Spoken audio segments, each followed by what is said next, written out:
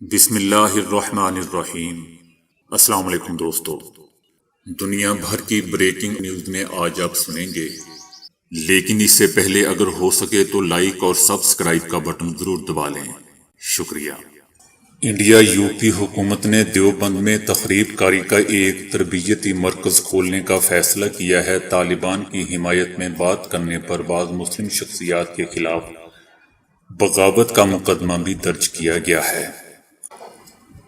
افغانستان میں طالبان کے قبضے کے بعد سے ہی بھارت میں کافی تشویش پائی جاتی ہے، اور اسی صورتحال پر مودی حکومت نے سلامتی امور سے متعلق کابینہ کا اجلاس بھی طلب کیا تھا۔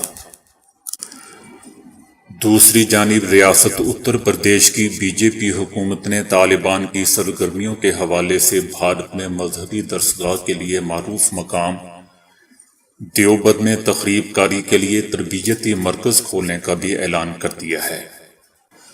ضلع سہارنپور کا قصبہ دیوبند اپنے تاریخی مدرسے دارالعلوم دیوبند اور فقہ اکیڈمی کے لیے عالمی سطح پر معروف ہے۔ دیوبند میں مسلمانوں کی اکثریت ہے اور نسبتاً پرامن علاقہ ہے، جہاں شاذ و نادر ہی کوئی ناخوشگوار واقعہ پیش آیا ہو۔ ریاست کے وزیر اعلیٰ کے مشیر کا کہنا تھا کہ تیز ترار 1.5 درجن کمانڈوز کو فوری طور پر دیوبند میں تعینات کیا جا رہا ہے۔ ان کا کہنا تھا کہ اس فیصلے سے ان لوگوں کو تکلیف ہو رہی ہوگی جو تخریب کاروں کو پناہ دیتے ہیں۔ دوستو، بر صغیر میں دیوبندی مکتبہ فکر کے ماننے والوں کی اچھی خاصی تعداد ہے، اور بیشتر طالبان کا تعلق بھی اسی مکتبہ فکر سے ہے۔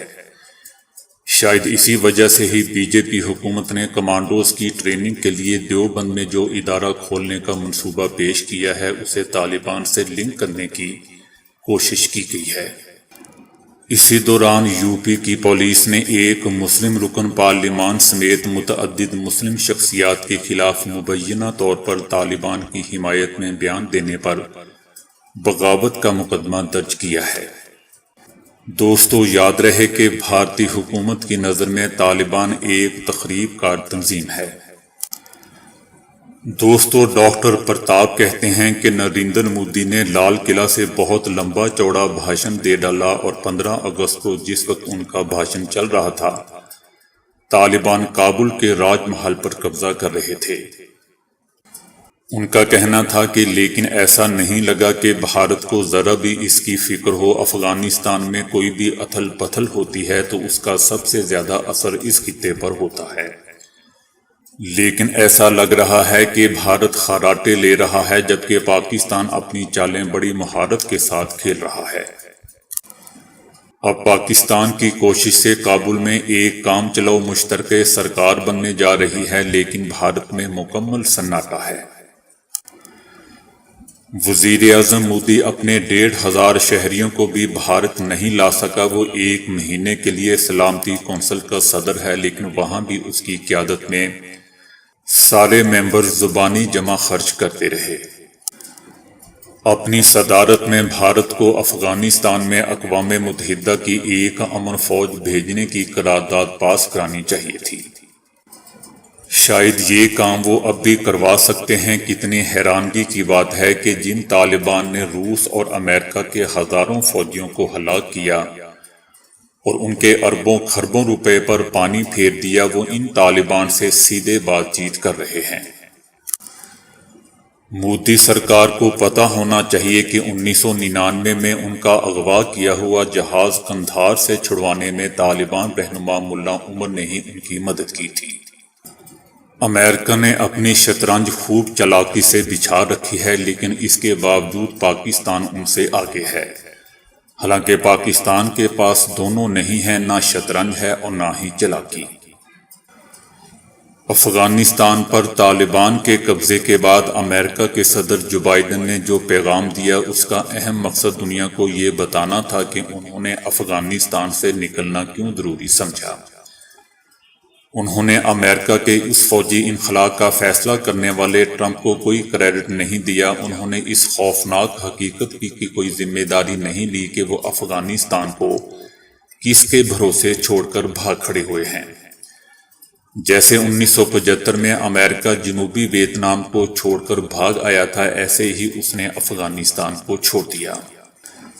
ادھر بھارت کو کچھ سمجھ نہیں آ رہا کہ وہ کیا کرے۔ بھارت سرکار کی افغان پالیسی وہ منتری اور افسر بنا رہے ہیں جنہیں افغانستان کے بارے میں موٹے موٹے حقائق کا بھی علم نہیں ہے۔ بھارت افغانستان کا پڑوسی ملک ہے اور اس نے وہاں $3 بلین خرچ کیے ہوئے ہیں۔ اس کے باوجود کابل کی نئی سرکار بنانے میں اس کا کوئی کردار نہیں ہے۔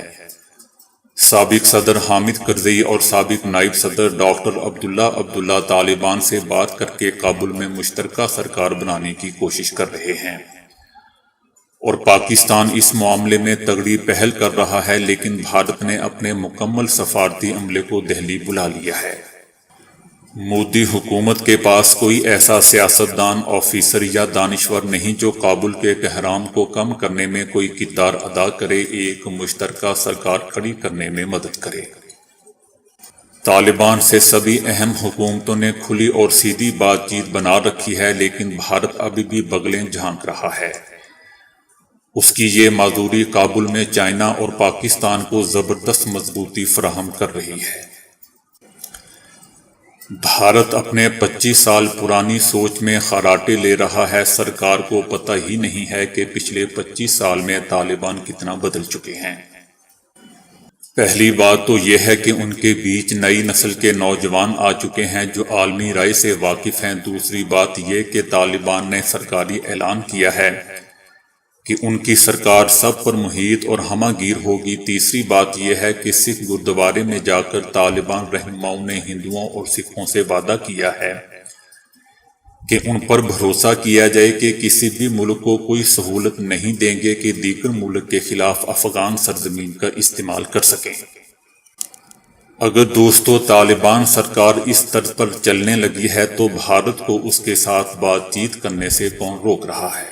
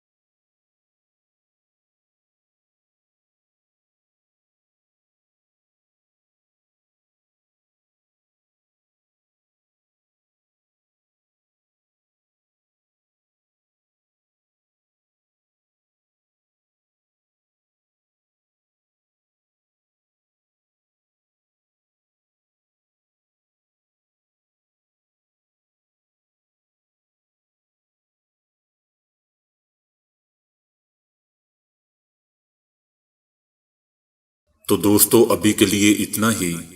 ویڈیو کو لائک اور شیئر کرنے کا بہت بہت شکریہ۔